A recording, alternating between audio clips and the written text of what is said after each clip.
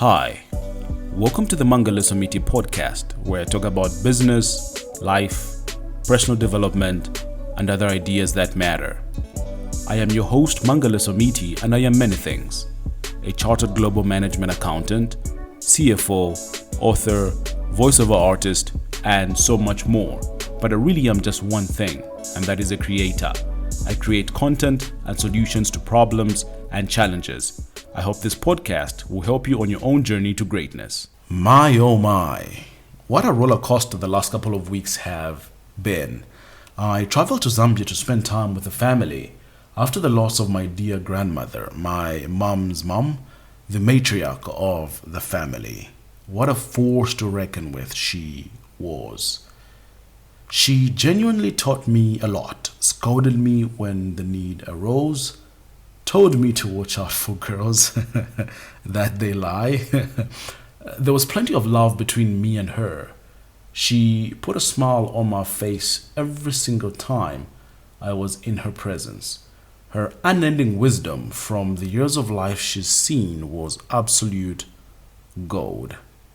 There's this traditional Zambian drink I love called munkoyo, and whenever I'd crave it and I'd want some, I knew who to call to brew it for me. There's plenty I'll miss about her, but rather than mourn her death, I choose to celebrate her life every single day. I want to thank you for tuning into this week's episode. Have I missed you guys? This week, let's delve into the uncharted, deep, dark waters and the relative concept of life and death and the reality of it all. Death that we all seem to fear. Let's get it on.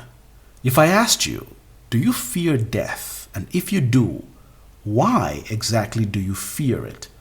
What would your answer be?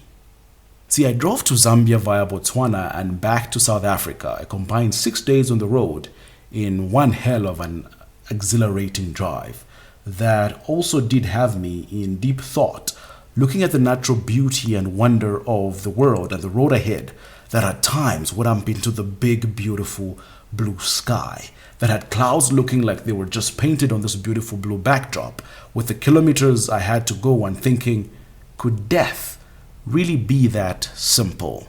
What? You just cease to exist? Or you're reborn into something new depending on your deeds, good or bad, during this life?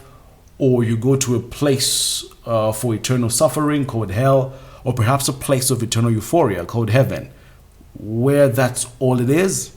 It didn't even help matters at all that I got COVID as well during this time. Let me tell you, COVID is nasty. And I got it now, and I've been vaccinated, and there's some information now out there about the disease and what it's like and how it works. Look, I can only imagine how bad it was when it just started, and from the stories people tell who survived it, of how much hell it was. Unfortunately, still, some people did succumb to it and died as a result. My condolences to everyone who lost a loved one because of COVID. Now, death is all around us. Every single day, it is our reality. There's so many cultures and belief systems around the world, and with the complexity of nature and life itself, and the multitude of things we just don't know, somehow people think they've figured death out, according to religion or whatever belief system that you have. With the many possibilities of what it could be, it's a clear known that only reveals itself when you actually die, and this unknown for me was quite scary. You see, growing up in a Christian home, we were told you either go to heaven or hell. There's no in between. This belief, for me though, was just too simple. And life is not that simple. See, a couple of years ago, I was contemplating the idea of death and how it just couldn't be as simple as you die and go to heaven or hell. My limited understanding of the intricacies of this world tells me no, it cannot just be. So I was stuck in a state of confusion. Everything I've learned and I know tells me it is not just that. So then if it isn't, what then could it be? Do we simply just cease to exist? You are just powered down and go into an abyss of darkness and unconsciousness? What exactly is that then like? See, my mind cannot contemplate or understand what it doesn't know or hasn't experienced. And this state of unknowing continued to grind at my insides. See, one of the things that I enjoy about working with the Jaltech team is we're a multicultural organization with people from different cultures, religions, belief systems, backgrounds, and the like. And I have so many amazing conversations with everyone about philosophy, business, wealth, and so on. Now, one of my directors specifically then shared the concept of Buddhism with me on a podcast called the Secular Buddhism Podcast with Noah Rasheda. See, each podcast episode always started with the saying, do not try to use what you learned from Buddhism to be a Buddhist. Rather, use it to become a better whatever you are. After going through the first couple of episodes and listening ever so intently to what Noah had to say, I was intrigued at the lessons and ideas in Buddhism. Ideas like impermanence. Nothing in life is permanent. It all ends one way or the other. Jobs, relationships, bad times, good times, difficult times, life itself all has an end. And understanding that it all ends at some point gets you to appreciate the current moment and live it to the fullest. See, the last time I had spent with my grandmother back in April when I went for my sister's wedding was the best time, admittedly, the best time that I had had with her. I did not stop myself from telling her how much I missed her, how much I loved her, and how much she meant to me, the very special place that she holds in my heart. I spent my time caring for her, enjoying her presence, the stories she told me about her own life, about her and my grandfather and the relationship that they had. We laughed, we joked around. She complained about how much pain she was in and told me she was tired, yes, but we were happy, and it was a truly, truly magnificent and beautiful time. So when 2 months later, the message came that she had taken her last breath, I wasn't sad. I wasn't happy. I was just at peace and content with the news that had come to me. Nothing in life is permanent. You see, everything about you has changed one way or the other. The people you've known, your family members, they've changed, they've grown up, your friends, where you went to school, the relationships you've had. What really has lasted and what really has been permanent? What hasn't changed in your life? I don't think there's anything that hasn't. Nothing is permanent. Everything ends, everything changes. And when you sit down to contemplate the theory of impermanence and that everything ends, you stop holding on to things that cause you constant frustration, worry, pain, anger, or anything negative. You see, you stop trying to hold on to a feeling of happiness that you felt years ago, or that somebody made you feel that is no longer in your life. You let go of the hope that someone else will come and save you, because there's no one to come and save you. It's only you.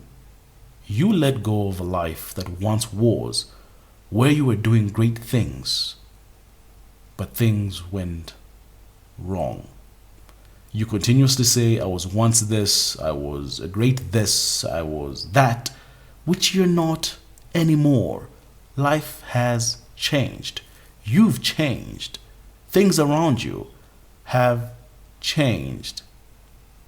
You let go and stop holding on to things that do nothing for you except cause you suffering. Each experience becomes new and you revel in the moment because you know it is only for that moment and it will not come again. Nothing is permanent. Life is a constant roller coaster of a multitude of changes each and every single day. This is but one of the things that has got me to accept the concept of death and that it all ends for all of us. And the reason why I was at peace and content with the news that my grandmother had passed on. See, what happens after death matters not. I don't think it does. You live your life positively, seeking to achieve great things, to impact other lives positively, to be a good person to all, to treat everyone else with respect, no matter who they are, and just generally not to be a shitty person. Yes, you take measures to ensure your loved ones are taken care of in the event that you do die. And you do this because you've accepted this reality, the reality of death, and that it all does come to an end.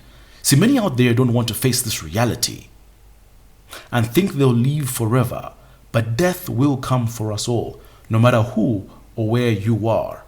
What are you doing today to make sure the people who matter are okay, know that they matter to you, are important, and are loved?